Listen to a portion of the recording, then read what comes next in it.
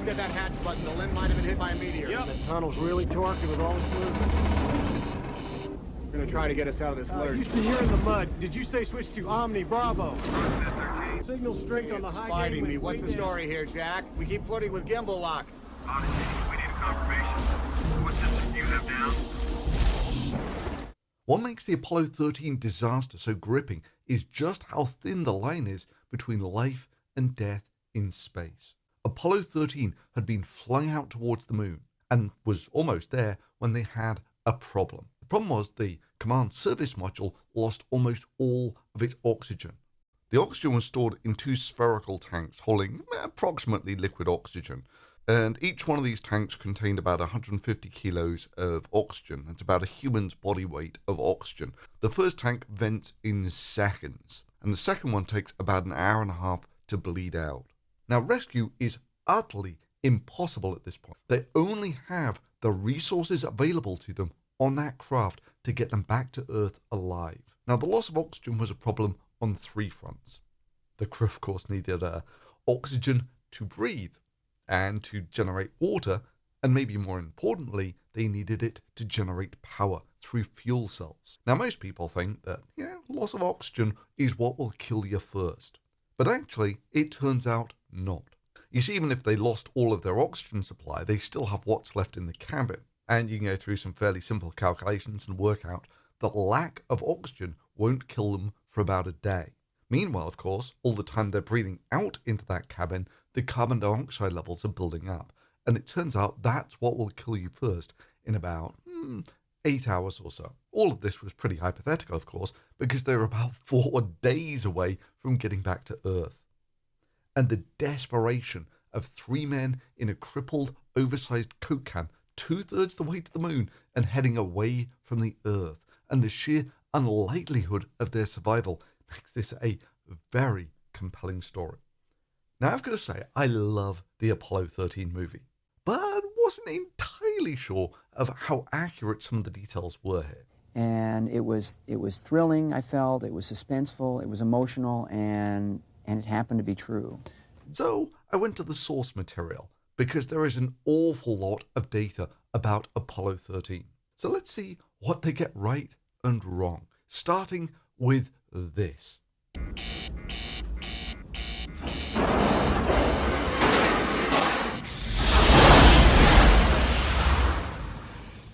So they hear a large bang. The noise was comparable to that noted in exercising the lunar module repressurization valve. The command module pilot and lunar module pilot also felt a minor vibration or tremor in the spacecraft. Approximately 2 seconds later, the command module pilot reported a master alarm with a main bus B undervolt. Voltage readouts from main bus B, fuel cell 3 current, and reactant flow were all found to be normal. It was concluded that a transient had occurred. The command module pilot then initiated efforts to install the tunnel hatch. We have a main bus B undervolt. We've got a lot of thruster activity here, Houston. It just went offline. Oh, there's another master alarm, Houston. So you might get the impression from this that the crew was struggling to get control of the spacecraft. It's fighting me. What's the story here, Jack? We keep flirting with gimbal lock. Odyssey, we need a confirmation. What system do you have down? Now, the actual data shows that the spacecraft did indeed experience quite an acceleration during the explosion. It got up to almost half a degree rotation per second. That means that the spacecraft would approximately perform one rotation about every 10 minutes. However, the reaction control thruster system automatically corrects almost all of that over the period of the next 7 seconds. So approximately the spacecraft rotated about 3.5 degrees, which actually looks like this in real time. Yeah, that was it rotating.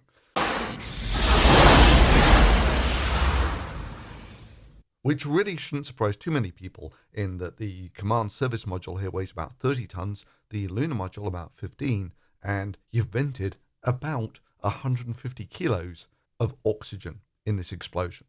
You really don't expect anything dramatic off this. I personally, my own perspective on the whole thing began to shift, and authenticity became of primary importance to me. There's a big explosion.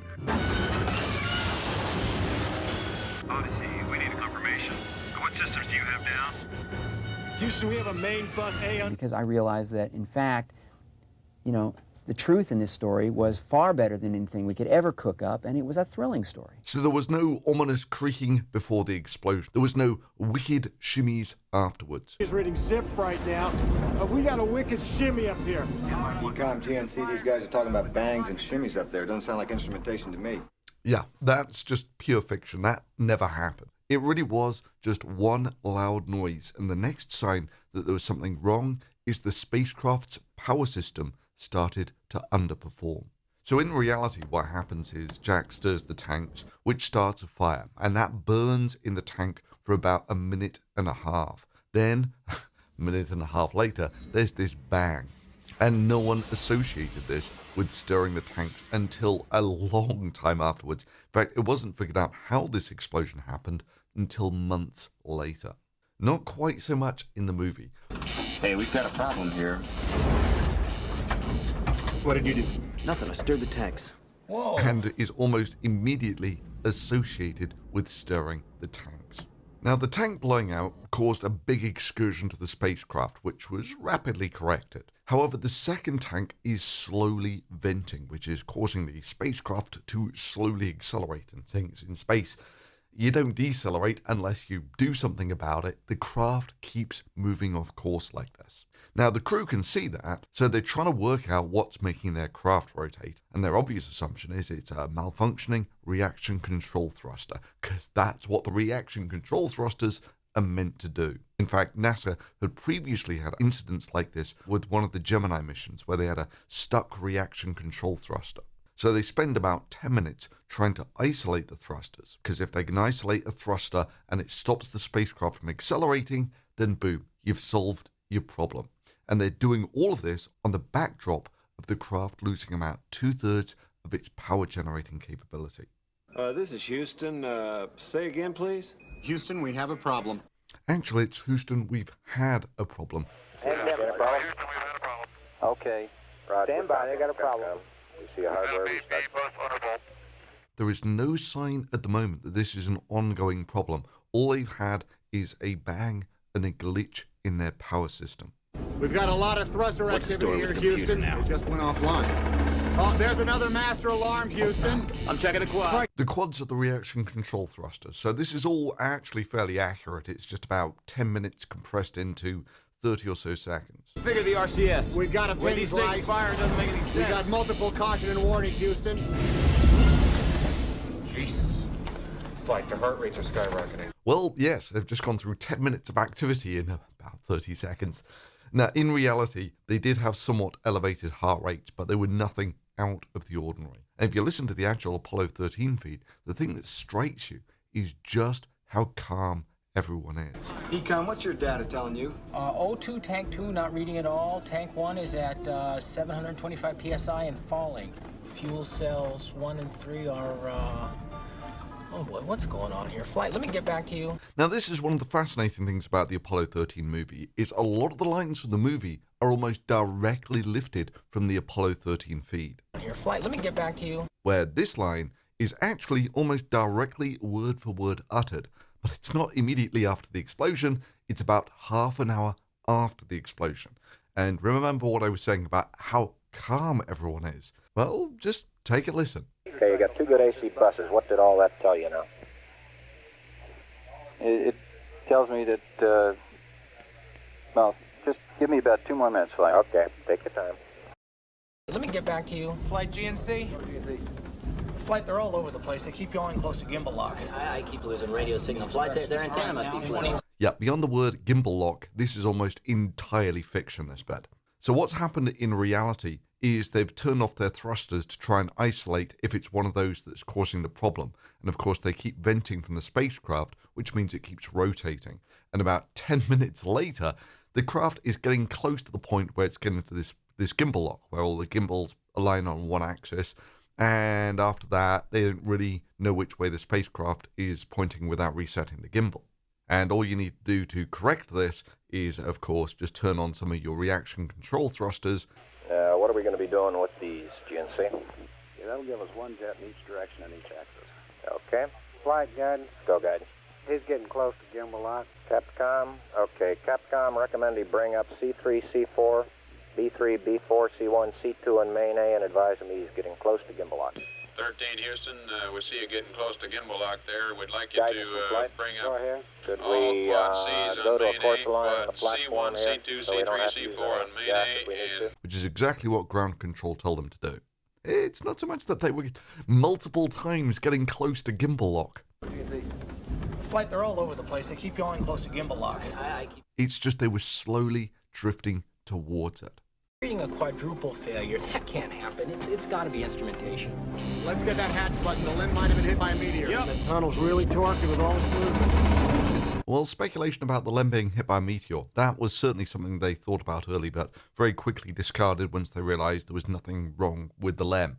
The bit about everything really talking. Tunnel's really torquing with all this movement. No. We're gonna try to get us out of this lurch. Houston, you're in the mud. Did you say switch to Omni Bravo? Definitely not. Roger, and the signal strength on the It's high fighting me. gateway What's the way down. story here, Jack? We keep flirting with gimbal lock. Honestly, we need a confirmation. What's this? No. Just no. You see, like I said, the craft weighs the best part of 50 tons, and they had a limited amount of reaction control thruster propellant on board. Yeah, even with these things cranking out full, they're only just designed to reorientate the craft in space. They weren't designed for stunt flying. Suit compressor, what don't we have? AC bus 1, AC bus 2. We are venting something out into space. I can see it outside of window 1 right now. Repair tankers, reading 0, did you get that? O2 quantity That's number 2 right, is 0. that's the KC prime. Okay. Roger. Yeah, that's good for the AC, and it looks to me, looking out the hatch, that we are venting something. Crew thinks they're venting. So We I are heard this venting flight. something out into space. Fighter, Roger, recon. we copy your venting. Go ahead, Let me know when it shows up. Roger that. Well, we've already seen some of it. Okay. Copy that. It's a gas Right. source. Go ahead. We've got a Okay, let's everybody think of the kind of things we'd be venting. GNC, you got anything that looks abnormal in your Fuel system? cell 1, O2 Is all right. is 54. No, it's 10 PSI How below. about you, H2. Recon? See anything that, with the instrumentation you got, that could be venting? It's definitely a gas of some sort. It's got to be the oxygen. Yeah, from the actual audio, they didn't know it was the oxygen. And if the editing seems just a little funny on the next part, let's just say that Universal are awfully twitchy about copyright claims on massive stretches of pregnant pauses in their video. Yes, even with Calculon, this was still claimed by Universal.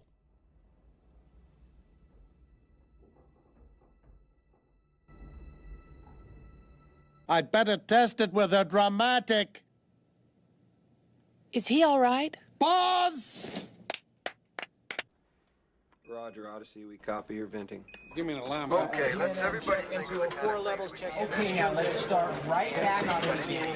Yeah, reality, not quite so heavy on the dramatic pauses. We are venting something. Crew thinks they're venting. So We I are heard this venting flight. something out into space. Fighter, Roger, recon. we copy your venting. Go ahead. I want everybody to alert your support teams. Wake up anybody you need, get them in here. Let's work the problem, people. Let's not make things worse by guessing. Now we'll be knocking that Okay, now KOH let's into everybody the keep O2 cool. side. We got LEM still attached. A fuel The cell LEM 3. spacecraft's good, so Now, we got need, venting overboard. to There's get the back TC home, we going got down LEM on to fuel do a cell good 1 now. portion of it with. Okay, now we don't have any heaters. Okay, in let's the crowd make sure tank. that we don't do anything that's going We to might blow have our first CSM valves open electrical on the power fuel with the cell. batteries, or that will cause us to O2. lose the main or the fuel cell number 2. Okay, we want to keep the O2 and that kind of stuff working. We'd like to have RCS, but we got the command module system, so we're in good shape if we need to get home. Let's solve the problem, but let's not make it any worse by guessing.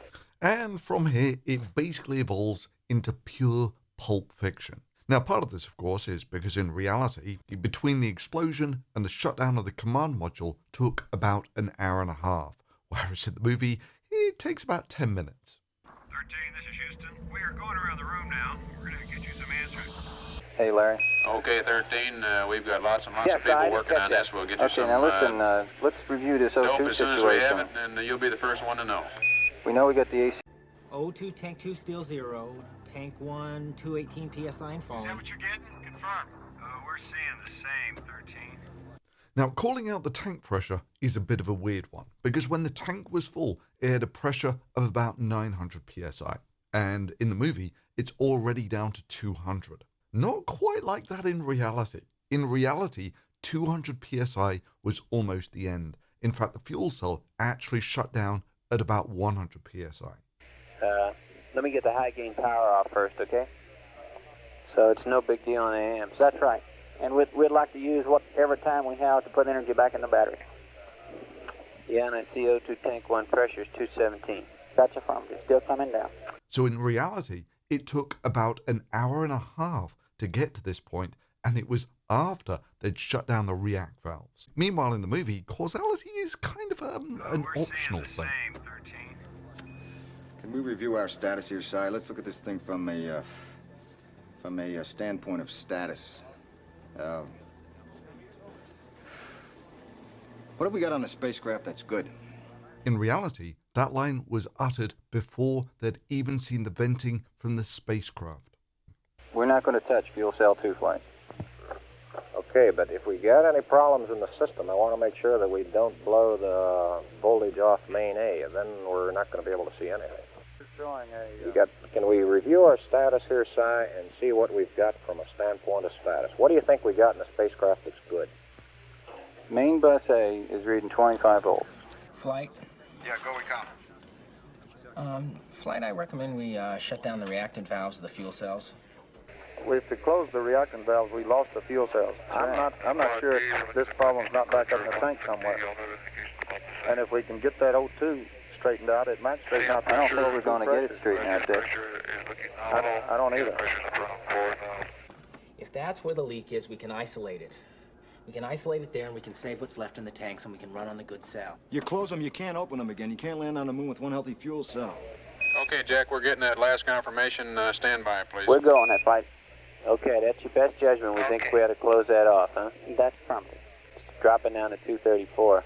Yeah. Gene, the Odyssey is dying. From my chair here, this is the last option. Now, in the movie, they shut both fuel cells down at exactly the same time. In reality, first they shut down one fuel cell and then the other over the period of about half an hour. Capcom, let's have them close the reactant valves. 13, this is Houston. We want you to close react valves on cells 1 and 3. Do you copy? Okay. Fuel cell number 1 reactant's going off. Okay, 13, we verify that we want you to close down, shut down fuel cell 1, close the react valve. And this is what happens in the movie when they shut the reactant valves to try and stop the leak.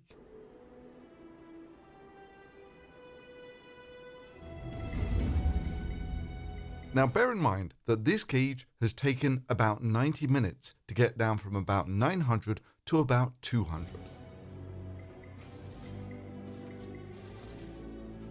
Say what?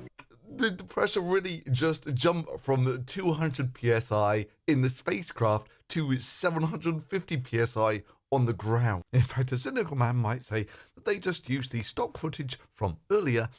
What was the pressure back there again? Econ, what's your data telling you? O2, tank 2, not reading at all. Tank 1 is at 725 psi and falling.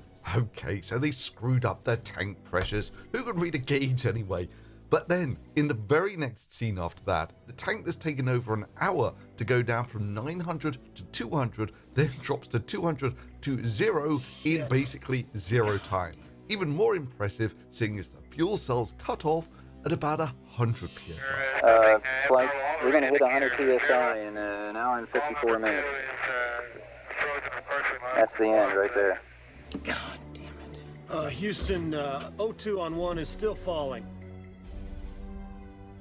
In reality, the signs of venting had almost completely vanished before they even considered shutting down the reactant valves. Jack, looking outside, the number of particles has diminished greatly, almost ceased now, which indicates maybe one venting has almost stopped. Roger, Jack. Thank you. We copy. Fredo, how long does it take to power up the LEM? 3 hours by the checklist. We don't have that much time. Yes, indeed you don't. The fuel cells die at 100 psi, and you just watch them go to 0. Flight Econ, looks like we've got about 40 minutes left in that tank. Okay, does it look like it's still going down? That's affirmative, yes. It's slowly going to 0, and Like we're starting to think battery about on charge. LEM Lifeboat. What does he read on board? Now, Yeah, that's what we're thinking about too. And this wasn't a new suggestion at this point either. They'd been thinking about the lunar module as a lifeboat for about half an hour now. Okay. Flight Econ. Go ahead, Econ. The pressure in O2 tank 1 is all the way down to 297. You better think about getting in the LEM, or using the LEM systems. 15 minutes of oxygen, and that's it. The command module will be dead. Okay. Okay, guys, listen up. Here's the drill. We're moving the astronauts over to the LEM. We got to get some oxygen up there. I'm going to have to power way down. I don't know if I'm going to be able to save the O2 for the third fuel cell. For fuel cell 2, rather. You've got serious time pressure here, Jim. You've got to get the guidance program transferred, and you've got to do it before you're out of power in the command module, or you're not going to be able to navigate up there. How much time? Can you give me a number? Guys, your spacecraft is powered by fuel cells that run off oxygen. And that oxygen tank you've just watched go to 0. Well, we're looking at less than 15 minutes of life support in the Odyssey. We got 15 minutes, Fredo. It's worse than I thought. Actually, it wasn't quite that much of a surprise, in that they'd had a countdown on how much oxygen was left in this tank for about an hour at this point. Go ahead, ECS. This is leak rates increasing all the time. Looks like we've got about 18 minutes left. Go ahead. Okay, got an update on the time. Looks like we've got about 18 minutes until we get down to 100 psi, and that's sort of the cutoff point. All right. But we're charging battery A. Well, that doesn't mean much in 18 minutes, though, but we're doing all we can do. So yeah, Apollo 13, an awesomely entertaining movie. Accurate? In part, yes. In other parts, the dramatic license goes up to complete fabrication. Meanwhile, to those with real problems in the world, to those fighting to keep Ukraine free, Godspeed to you.